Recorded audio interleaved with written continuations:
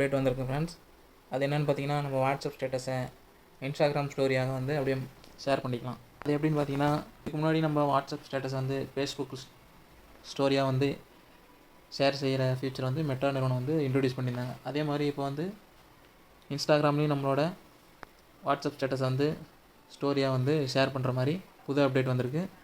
இது பார்த்திங்கன்னா புதிய பீட்டா வெர்ஷன் அப்டேட் இருக்கிறவங்க மட்டும் இப்போதைக்கு வந்திருக்கு. அதாவது நீங்கள் ப்ளே ஸ்டோரில் போய் உங்கள் வாட்ஸ்அப் வந்து அப்டேட் பண்ணல அப்படின்னா அப்டேட் பண்ணிங்கன்னா உங்களுக்கு வரக்கூடிய வாய்ப்புகள் இருக்குது. இப்போதைக்கு ஒரு சில பேர் தான் வந்திருக்கு. அதை எப்படி யூஸ் பண்ணுறதுன்னு பார்த்தீங்கன்னா, நீங்கள் உங்கள் வாட்ஸ்அப் ஓப்பன் பண்ணிக்கோங்க.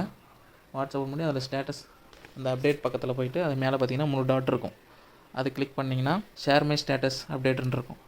அதில் வந்து கீழே வந்து இதுக்கு முன்னாடி ஃபேஸ்புக் இருக்கும்.